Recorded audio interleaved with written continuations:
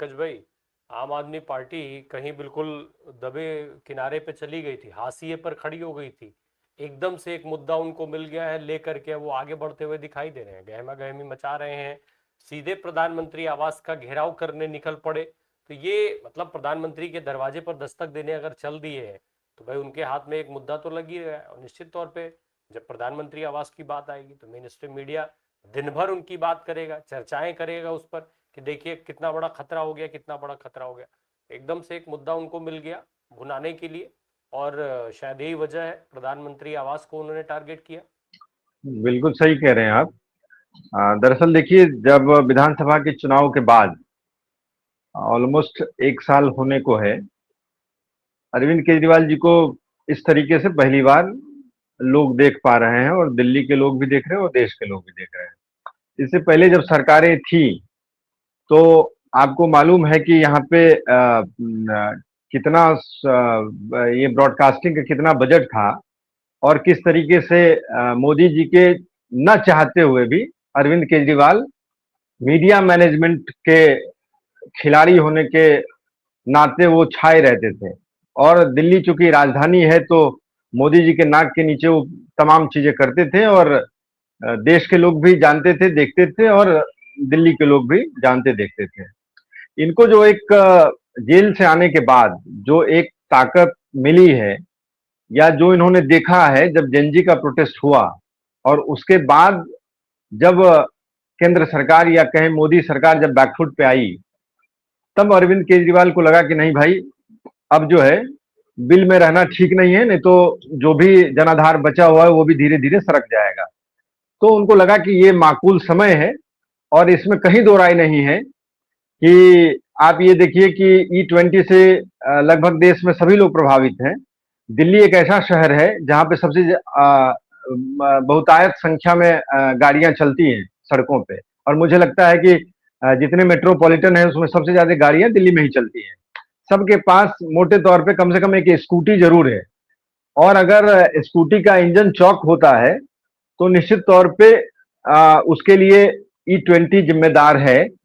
और आप ये देखिए कि ये जो E20 लागू करने का जो निर्णय है, ये निश्चित तौर पे मंत्रिमंडल का है, क्योंकि पेट्रोलियम मिनिस्ट्री के ये अंतर्गत आता है, और हरदीप पुरी इनके मंत्री हैं, तो ऑब्वियसली प्रधानमंत्री मोदी जी की सहमति के बाद इसको लागू किया गया। अब इसमें दबी जुबान में एक बात और उठती है यहाँ पे, या ऐसे आरोप लगते हैं कि E20 की बात तो हो रही है, क्या पता E30 चल रहा हो, E40 चल रहा हो, जिस तरीके से। और आप ये देखिए कि जो संभ्रांत देश है, चाहे आप साउथ कोरिया की बात करिए, जापान की बात करिए, वहां भी E10 से आगे नहीं बढ़ा गया है, इसलिए क्योंकि पिछले 10 साल से रिसर्च ही चल रहा है। और ये बात सही है जो अरविंद केजरीवाल जी उठा रहे हैं कि भाई, आपने ना रिसर्च किया, ना आपने इसमें समय लगाया, ना आपने कुछ किया, और आपने आनंद फानंद में इंप्लीमेंट कर दिया। तो इसमें एक बात तो सच है कि कहीं ना कहीं मोदी जी के ऊपर कहीं ना कहीं से प्रेशर होगा, इसलिए इतनी तेजी में इन्होंने कर दिया। दूसरा कारण ये बताते हैं कि भाई, जब युद्ध चल रहा था तो पेट्रोलियम का ये कमी हो गया, तो इथेनॉल को आगे बढ़ाने के लिए और गडकरी जी प्रयास में लगे हुए हैं। अब गडकरी जी का सीधा तो कोई लेना देना है नहीं, लेकिन जिस तरीके से प्रोजेक्ट इथेनॉल को कर रहे थे, उसमें यही लग रहा था कि ये जो प्रभार है इन्हीं के पास है। अब जब बैकफुट पे सरकार आई है, तो ये अपने आप को अलग कर रहे हैं, और ये सर्वविदित है कि उनके बेटे की फैक्ट्री है। अब इसमें एक चीज और कहा जा रहा है कि इथेनॉल के बनाने में भूमिगत जल जो है उसका वेस्ट हो रहा है, बहुत ज्यादा हो रहा है। अब ये भी एक रिसर्च का विषय है। तो यहाँ पे इथेनॉल एक मुद्दा है, बड़ा मुद्दा है, उसको ये उठा रहे हैं, उठाना चाहिए, लोकतंत्र में सबको अधिकार है, इसको रोका नहीं जा सकता है। लेकिन ये बात सही है कि जिस तरीके से राहुल गांधी जी चकमा देते हुए प्रधानमंत्री आवास पे पहुंच गए, धरने पे बैठ गए, और बच्चों के मुद्दों को लेकर के बैठ गए, उसमें आपने ये देखा होगा कि अरविंद केजरीवाल जी के कहने पे आदरणीय संजय सिंह ने एक ट्वीट भी किया था, और उसको लेकर के भी बड़ा क्रिटिसिज्म हुआ था।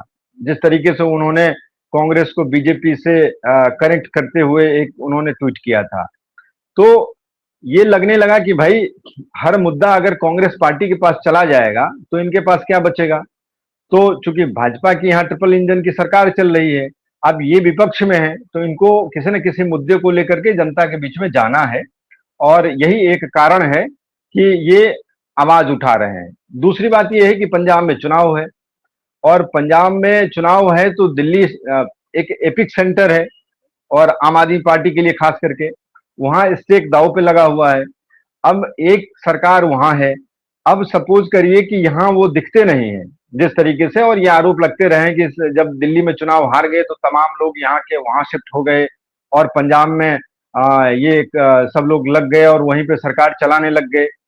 तो एक उससे भी ये मैसेज जाएगा कि नहीं भाई, पंजाब में पंजाब की सरकार चल रही है और हम लोग दिल्ली में भी एक्टिव हैं जैसे थे। दूसरी बात मैं ये कहना चाहता हूं कि अरविंद केजरीवाल के अंदर जितना एरोगेंस था और जिस एटीट्यूड में वो आ गए थे बतौर मुख्यमंत्री, तो ये अच्छी बात है कि जिस तरीके से मोदी जी कर रहे हैं, जब ये मुख्यमंत्री थे इसी तरीके से ये भी चला रहे थे अपनी सरकार। विधायकों की हिम्मत नहीं थी कि इनसे मिल लें, और अपॉइंटमेंट ये देते नहीं थे। इनके पीए गाली गलौज की भाषा इस्तेमाल करते थे, ये सर्वविदित है। तो एक अहंकार को छोड़ करके अगर अरविंद केजरीवाल सड़क पे उतर रहे हैं तो लोकतंत्र में ये अच्छी बात है, और मुझे लगता है कि हर नेता को जो विपक्ष में है उसको निश्चित तौर पर अगर सरकार से लड़ना है तो उनको सड़क पे उतरना ही पड़ेगा, दूसरा कोई चारा नहीं है। और ये अच्छी इनिशिएटिव मैं इसको मानता हूं, चूंकि ये मुद्दा बहुत ज्वलंत है, और ये बात बिल्कुल सही है क्योंकि 1 तारीख को इन्होंने टाउन हॉल, कॉन्स्टिट्यूशन क्लब में टाउन हॉल नाम के एक कार्यक्रम को इन्होंने करा था, जिसमें कुछ ऐसे लोगों को बुलाया गया था वहां पे जिनकी गाड़ियां खराब हुई हैं इथेनॉल की वजह से। तो काफी वहां पे भी माहौल गर्म रहा। अब जितने लोग नहीं थे उससे ज्यादा रैपिड एक्शन फोर्स थे। आज ही देख लीजिए कि जितने लोग वो जा नहीं रहे थे प्रधानमंत्री आवास की तरफ, उससे ज्यादा पुलिस वाले वहां पे खड़े थे। तो ये भी है। दूसरा ये भी वो ट्राई एंड टेस्ट करना चाहते हैं कि दिल्ली में उनके साथ अब वो उस तरीके से जनता जुड़ी है कि नहीं, वो कार्यकर्ता अभी भी इंटैक्ट है कि नहीं है। तो अपने अपने तरीके से इसका इंटरप्रिटेशन हम कर सकते हैं, लेकिन मुझे ये लगता है कि अरविंद केजरीवाल अगर सड़क पर उतरते हैं तो ये अच्छी बात है लोकतंत्र के लिए। और मुझे ये लगता है कि एक दूसरा ये भी प्रेशर है कि वो भी दिल्ली में राजनीति करते हैं विपक्ष की, तो निश्चित तौर पे ये भी देख रहे होंगे कि भाई हमारे साथ सरकार जाने के बाद लगभग लगभग पार्टी बिखर गई थी, उसमें कितना ये रिवाइव कर पाते हैं। एक ये भी हो सकता है चूंकि अहंकार को इन्होंने शायद साइड में रखा है इसलिए वो सड़क पर उतरे हैं, अदरवाइज इनका एटीट्यूड ही मतलब इस तरीके से हो गया था कि मैं क्या ही बताऊं। जी। हालांकि ये जो एथेनॉल का मुद्दा है ये कोई क्षेत्रीय मुद्दा या प्रादेशिक मुद्दा नहीं है, ये मुद्दा राष्ट्रीय स्तर का है। पूरे भारत के हर कोने में ये दिक्कतें हैं। अभी आयुष्मान जिक्र कर रहे थे टू व्हीलर्स का। टू व्हीलर्स में ये समस्या ज्यादा है। जो इंजन तक जो सप्लाई का सिस्टम है, पेट्रोल सप्लाई का जो सिस्टम है उसमें, और फोर व्हीलर और टू व्हीलर में जो अंतर है उसके नाते टू व्हीलर में इस एथेनॉल से ज्यादा दिक्कत हो रही है और ज्यादा दिक्कत होगी, ये बात तमाम एक्सपर्ट्स का कहना है।